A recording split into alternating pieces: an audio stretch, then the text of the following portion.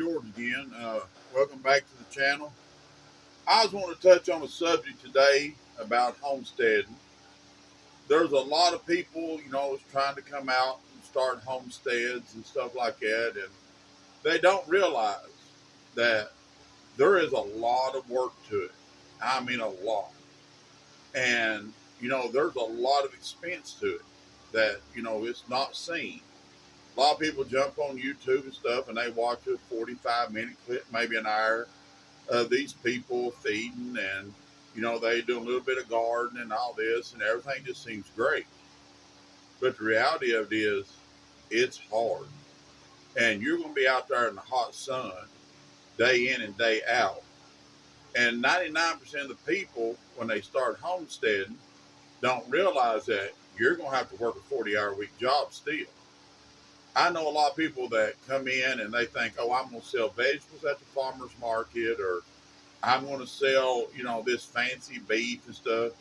Well, do your research before you decide to do this. If you're going to feed grass fed beef or something like that, find out if there's a market for that where you're at. Are you going to have to ship it, plumb up way out of the state? Or are you going to set up a website and wait years for it to build up a clientele? You've got to turn around the money. Okay, if you're going to try to sell organic vegetables, do you realize that you have to go to classes and be certified organic? They've got to come in and look at your products. They've got to come in and test your crops and stuff. You've got to pay for all that. Plus, I know organic's 2 or 3 times higher than what regular stuff is. But when you go to buy the fertilizers and all that stuff organic, it's 3 times higher too. Plus, you're going to have to go to class. You've got to get, all this paperwork done. And every time they come out, it costs you money. I know a lot of people around here started that organic. And they'll tell you it just wasn't worth it because they made a little extra, but it was such a hassle, so much to keep up with. You have to keep up with all the paperwork. You have to know every little detail about everything. Okay. There is people out here that makes money on a homestead. But I'll just be honest with you. In my personal opinion, you're not going to make enough to sustain yourself. You're going to have jobs. Okay, now think about it. You're sitting at home, you come in after a 40-hour week, you're wore out. You got to mow the yard this weekend, you got to weed eat and all that. Okay, or maybe you live in an apartment, you don't have to do that. But it feels like you're wore out.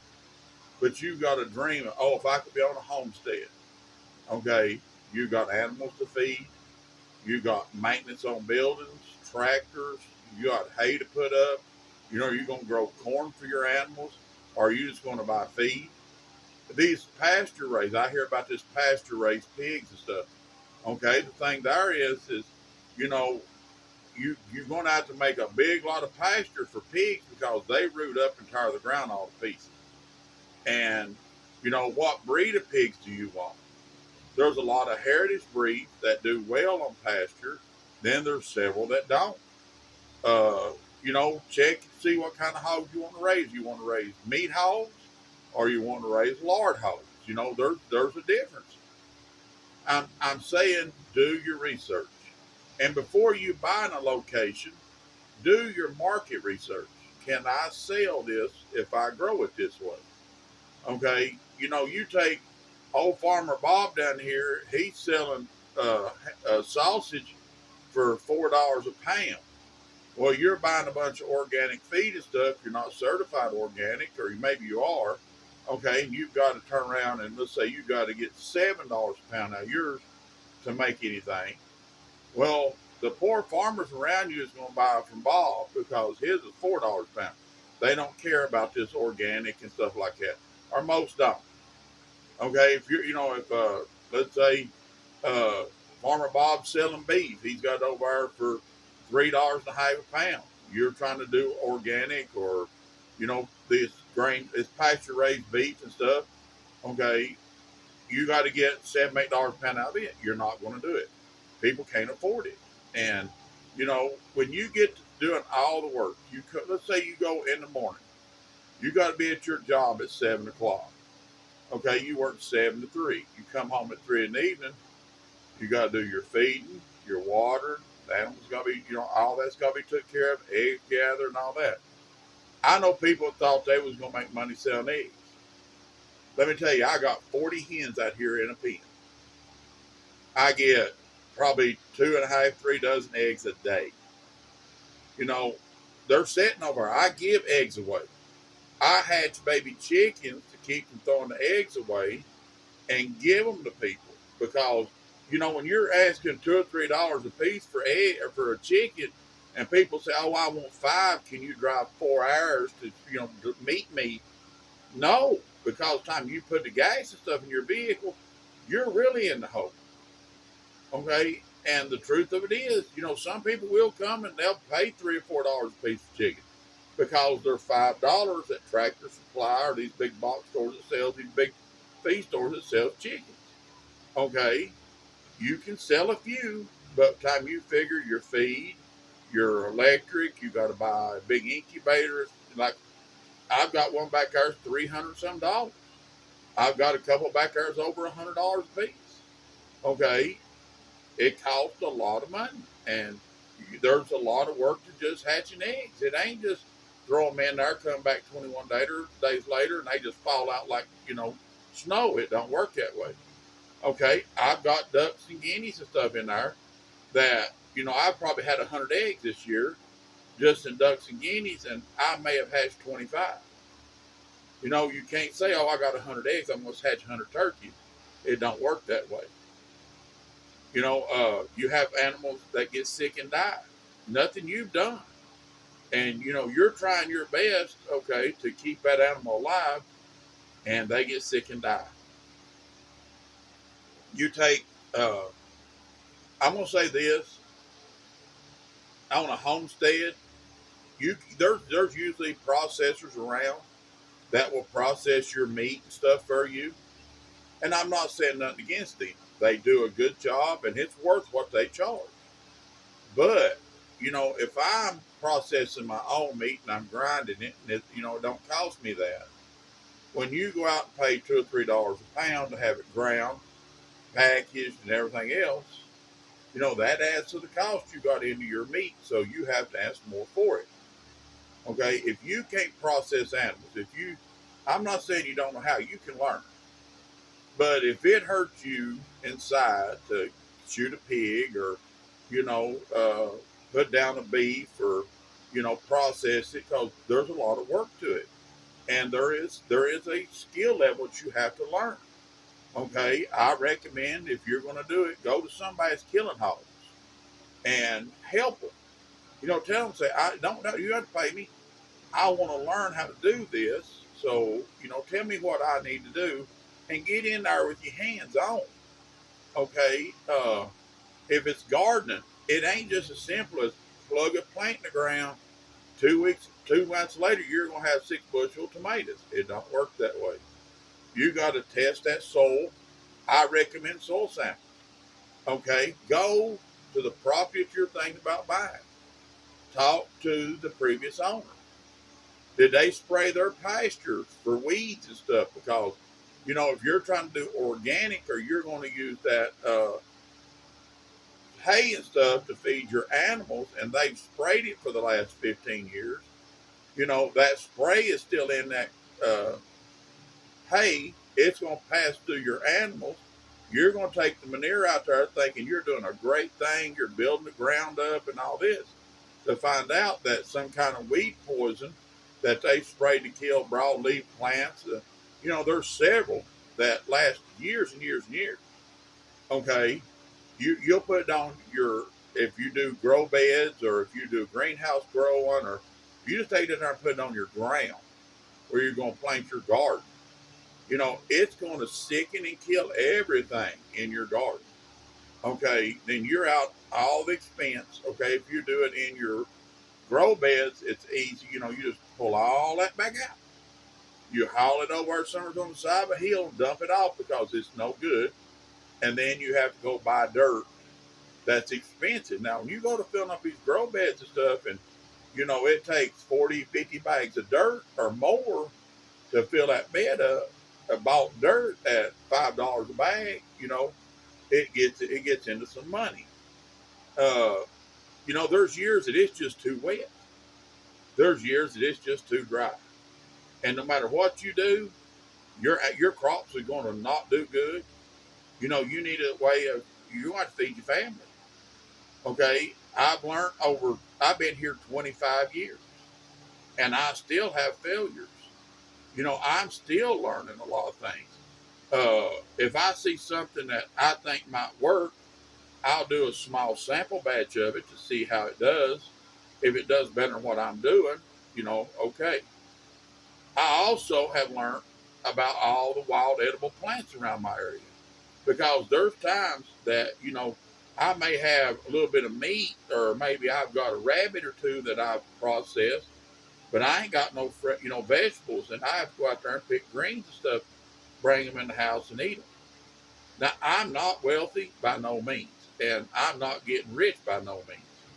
But, you know, it's just a reality that, if you've got a 40-hour week job and, you're paying let's say your house payment's $1,000 a month, you've got a $500-600 $1,000 truck payment, your wife's got a car payment, you're paying insurance. And let me tell you, in certain states, you can't sell meat legally. In certain states, you can't sell canned goods legally. If you get somebody gets sick and they turn around and you sell them, let's say you sell somebody 100 pound of hog meat. Okay, you got $400 there. That sounds good. Okay, but he turns around and goes, I got sick when I ate that. I'm suing you. You better have insurance, and you better make sure it's legal, because if it's not, your insurance company may not cover it, and it may all fall back on you. Okay, another thing. Let's talk farm equipment. When you start, you'll see these little 600 Ford tractors and stuff like that. If you're doing a small farming or small homesteading, let's say 10 or 12 acres, you're not going to try to have a bunch of cows and goats and sheep and all that. You can come out with a little tractor like that. But, if you're going to do hay and you're going to try to do silage and all this other stuff, you better buy a tractor big enough to do it with. Okay, now if you're sitting like, around here where I'm at, it's all hills. You get a great big old tractor, let's say it's $30,000-40,000 tractor. You'll never do enough work with that tractor to justify a $30,000-40,000 tractor. You just need a small tractor or maybe a small diesel tractor. But everybody likes the romantic notions of having these little old tractors, these little Fergus and stuff. They're great if you're going to go show it in a parade. You might rake a little hay with it, but when it comes to cutting and baling and all that, you're going to need a good sized diesel tractor. Okay? Don't forget now, you got to have a mowing machine, a disc mower or something. You got to have a tedder. You've got to have a rake. You've got to have a baler. And I tell you now, buy a round baler, because these kids around here no more wants to work. And if they do, they want $15 an hour to help you on a farm. And you can't afford that, trust me. Well, if you're putting up square bales, you got to have help. You're not going to get them up by yourself, or you're going to kill yourself trying. Okay, just right there in farm equipment, you may have a $65,000 investment in putting up hay. Okay, plus you got to fertilize the ground. You're going to have to go in and maybe sow some clover stuff in there to help make the hay better and stuff like that. Okay, you may be able to find somebody to let you lease their hay. But if you don't take care of their ground and you don't fertilize, and if they want, I got a buddy that likes to deer hunt his property, and he wants the hay off and gone, everybody out there before deer season, so he can hunt. Okay, he wants his ground fertilized, and he wants things done a certain way. Okay, if you're doing it on somebody else, you got to kind of go along what he says. Now, if it's raining for a week or two, he might be understanding that you couldn't get to it. But when you're sitting there, and let's say in November, right in the middle of rival season, cutting hay on him, next year you'll probably be hunting somebody else to put up hay, because he's not going to be a happy camper. You know, uh, if you're going to grow a garden, you take a plow, disc, cultivators, uh, one of them little diggers that goes behind a tractor and stuff like that, you're still talking a couple $1,000 if you're going to grow stuff in a greenhouse. Okay, you can sometimes find these hoops and stuff on marketplace and different places that's cheap. But a good quality greenhouse, you're probably looking at 10, 15, $20,000. Plus, you got to buy that stuff that goes down on the ground that keeps the grass and stuff from growing in there. Then you got to buy boxes and planting boxes, or do some kind of a big barrel or something like that. Well, you got to buy the dirt and all that again. Okay, it's not cheap. Homesteading is not cheap. And, I know people thought, well, we're going to go down there and we're going to retire. In 5 years, we're retiring. No, no. Because right now, you go buy a good heifer that's of quality, she's going to be $1,700, $1,800. A good bull is going to run you $2,500. Okay, you can't have just one of each, you know. And do you have pasture? If you have fencing, because fencing's expensive, and it's not something you do in a day. You need to look at the property and see what kind of shape the fence is in before you start. Because if it ain't got a good fence, trust me, you're going to be in there putting in the fence, and anybody will tell you that's not cheap. Okay, you got to figure about once, maybe every 2 months, maybe once a month. You need to walk that fence and make sure it's up, that a tree limb ain't fell on it, or the cows ain't pushed something down. Okay, if you're going to have goats and stuff like that, it's still expensive to fence for them. Okay, you take during the winter, you've got to have grain, you've got to have hay for stuff like that. For chickens, you've got to have feed. Okay, what happens in the winter when the chickens ain't laying but maybe 5 or 6 eggs a day? Okay, it still costs the same thing to feed them as it does when they're producing 2 or 3 dozen eggs a day. I've Another thing is these quick growing chickens. If it's the Red Rangers, whatever. Okay, I've seen them grown, and I've processed them. I've helped people process and stuff like that. Okay, you buy that chicken. Let's say it'll cost you $5 for the chicken. Okay, then you got to buy that feed, and that feed ain't cheap. You got to put them in a little chicken tractor if you do it right, and move them every day. And they eat like, I mean, nobody's business. They are just the eatingest critters you ever seen, and the poopingest critters. Okay, so if you leave them in one spot, they're going to burn the ground up with nitrogen just where they poop. Okay, so you need to move them every day. Okay, when you get done, honestly, you'll have, I'm gonna say, between $7 and $8, $9, depending on how when you kill them per bird. Okay, I am not convinced, and that these little chickens. Okay, it takes mine about 7 months to get up what you'd say kill. Some of them 8, 9 months. These chickens are 8 weeks. Okay, everybody says, well, I'm gonna grow mine because I don't want to eat what they have in the store. Okay. The only difference in that is you've got yours out there on a little bit of pasture in a little cage, and you're feeding the same feed they are. Don't fool yourself. Okay, and the way they can sell them for $4.50 or whatever in the store is they grow 1,000 at a time, 10,000 at a time, and they get such a good deal on the feed, they get it cheaper. Okay, you might as well be eating store bought chicken. I'm telling you, if you could look at that feed, it has to have some kind of growth hormone, steroids, or something in it to make that chicken grow that fast. It's not two bloodlines you put together.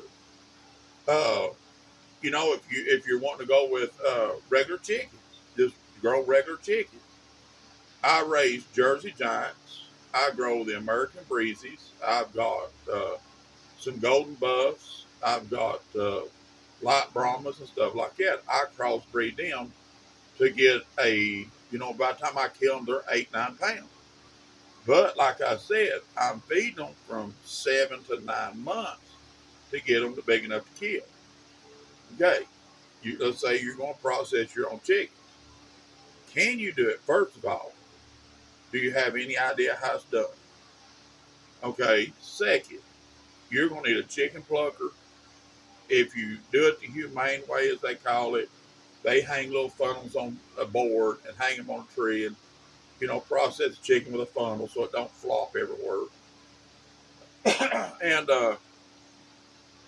then you've got to buy these bags that when you kind of vacuum seal down on that chicken, you put it. You got to first you got to put a cooler full of cold water.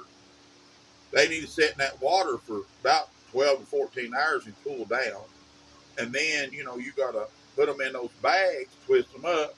Okay, time you buy the bag, you process it, and all that other stuff. You got a lot of time, and money in them chickens. Okay, when you may find people out there to pay you that, $21, $22 a piece for them chickens.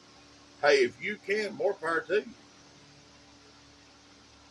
I know people that do greenhouses that tried to do greenhouses, and they went broke. It's okay if you can get a contract, but if you're going to run down here to the farmers market every weekend and try to sell planes, you're looking at, let's say, at the big box stores where you buy planes. Oh my God, they're getting $3 a half a plane.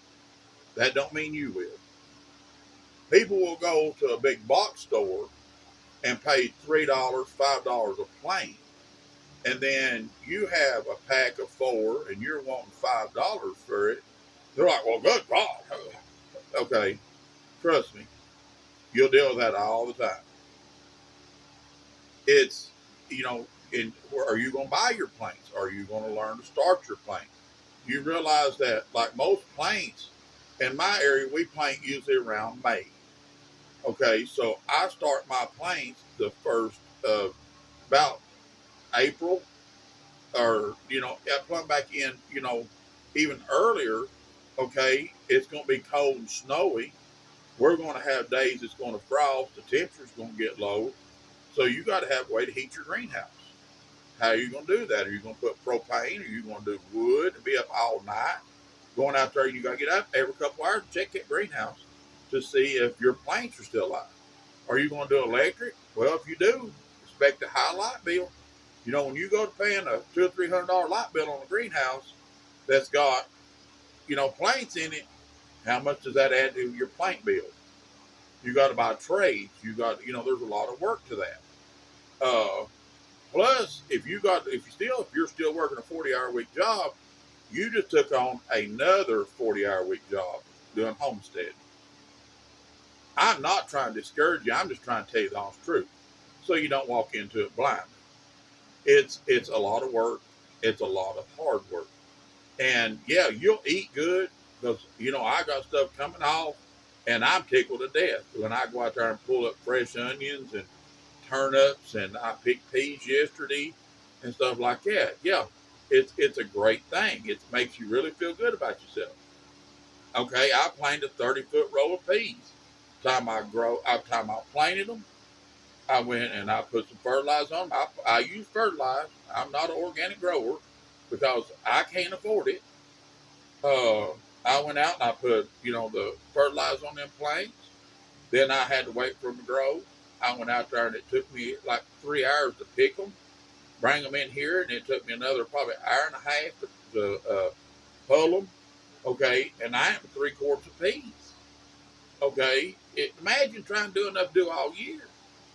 You know, I have more in those peas than I could have went to the store and bought them. But it's something I raised. They do taste better, but I done it so I would have an earlier crop. Okay, that comes off because I try to live 99% off of what comes out of my garden and off my. I guess I'm a homestead. I'd never heard that phrase till lately. I farm and I am disabled. I don't do a lot of it, but I've learned ways to do it, and I use a walking stick so I can help me up and down. I've got a little old drill with an auger on it to help plant my plants and stuff, so I don't have to be crawling around on the ground. I've learned ways to do stuff so that I can get out and do a few things. Uh, let's talk animals. Okay, if you're going to start homestead, uh, don't go out and buy 10, 100,000 different types of animals. Go out, if you're going to start with chickens or quail. You know, start with, okay, let's say you want to have goats. Start with one animal. Learn what you're doing with that one. When it gets to that one's easy, go to another one. And when you get to where those two are easy, go to the third. Because if you jump in this all at once, it'll be a train wreck. And there's a difference between living in the country and living in the city. In the country, we have bugs, all kinds of mosquitoes, sweat bees, miller's moths, everything in this world wants to eat your garden just short as you put it out. Okay, I know a lot of people try to do, I don't know what it's called, tiki oil or whatever. They go around and put stuff out in their garden. I plant marigolds. I try to do this companion planting as much as possible. But the honest fact is, I got bug spray sitting right over there. I put it in a 2.5 gallon spray, and I walk down through there and I spray my garden. Because when you put all that work and all that money into it to let a bug eat it up, you talking about being disheartened. You're out here trying to work your garden and you're trying to get rid of these bugs. And I know people will go through and they'll flick tater bugs off into a can of kerosene or gas. Okay, that sounds romantic. But can you go out there every day for 2 or 3 hours and knock tater bugs off your taters? What about the rest of your garden?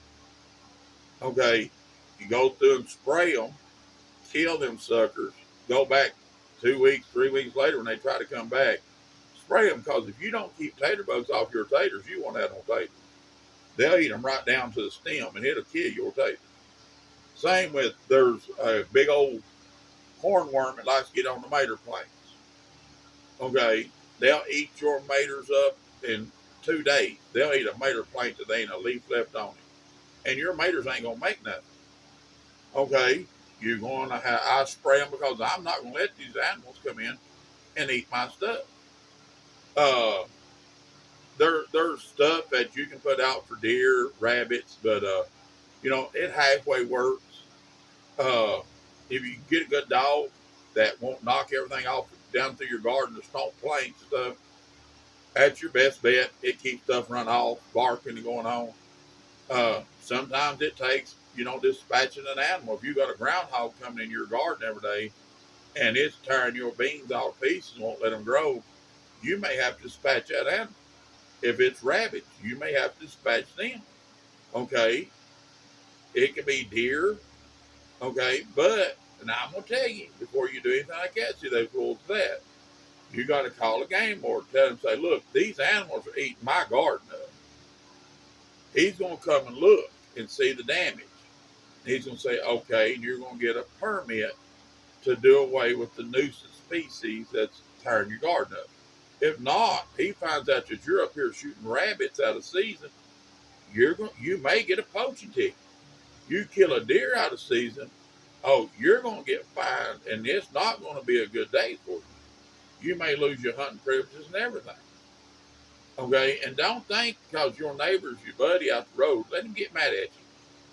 He'll tell you right. He'll tell on you right quick. Most of them will. They'll, oh, did you know so and so's doing this? Okay,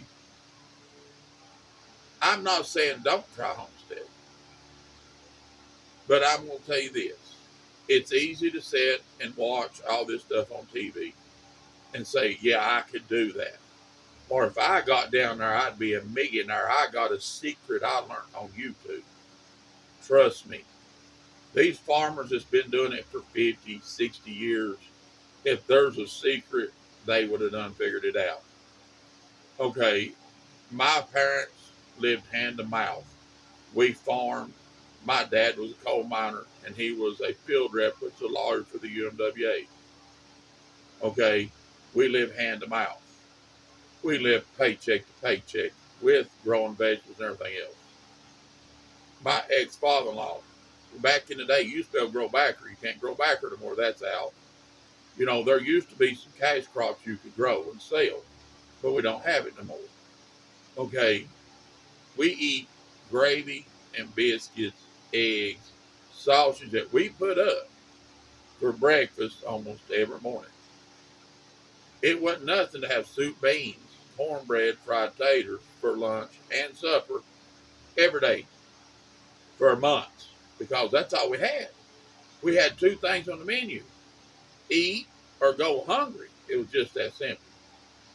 Okay, during the summer you'd get garden stuff, and you know you'd put up tomatoes, you'd put up green beans, and everything like I've shown in my videos. You know, you're just grouching, just grabbing, getting everything you can put in the can. So this winter, when there ain't no crops growing, your family don't have to go hungry. I have hogs. I've been doing this, like I said, I'm 54-year-old. I've been raising hogs and cows and everything else, you know, ever since. I made a bad mistake. I bought hogs or red wattles. Well, my cousin and me bought them. They're red wattle Duroc. I'd never been around red wattle. I never did know nothing about them, but I bought them. Okay, come to find out, they're more towards a lard hog. They produce a lot of lard. Okay, unless you use a lot of lard, you don't need a lard hog. If you're wanting a meat hog, you need to go with a Duroc or Hampshire, something like that. I have a Duroc Hampshire boar I'm putting over my red wattle, and I think they have a little Duroc in them, sows, so I can produce more of a meat hog. I'm just okay. I'm gonna sum this up real quick because I've been doing this for a while, and I need to get back out here and do do a little more on this rabbit hutch. If my back will do it, it's hurting real bad, and that's another thing. If you're disabled, man, it don't matter how bad you're hurt. It don't matter how sick you are or nothing else. You got to get up. You got to feed your animals. You got to water them. You got to take care of them. They didn't choose to be here. You chose for them to be here. It don't matter if it's raining, if it's snowing, or what. You have to still get out and do it. Do your homework. You know, go to the area where you want to live. If you're wanting to live in South Carolina, North Carolina, Virginia, Alabama, Georgia, wherever, up north, maybe you want to live in Maine, go to those areas. Talk to the people that's farming, that's homesteading and stuff like that, and find out for yourself just really what is it, you know, what is the market. Is these people having to work two jobs and they're farming on the side?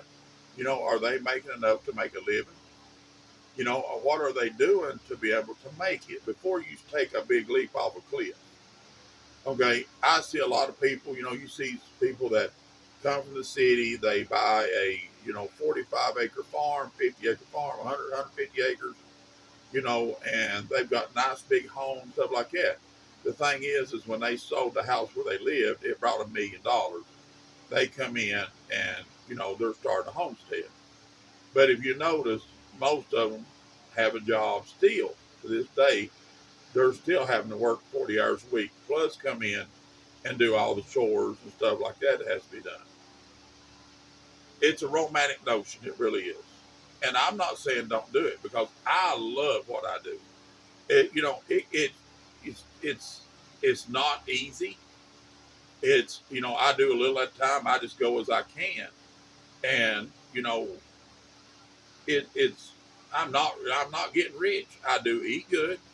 I tell you, I eat some of the best food in the world because I grow it. I grow rabbits, I grow ducks, I grow guineas, I grow chicken, I grow hogs. You know, if I need a beef, I got neighbors. I can go down here and buy a beef off of. I can bring it up here and fatten it myself. You know, so I eat good, and I with everything I do, I still don't make it from year to year. I still have to go to the store and buy groceries. You know, or if somebody has something they're giving away, I'm not turning it down because I know that may be the difference of me getting to make it or not. It's a simple reality, people. You know, do your homework, go in and research.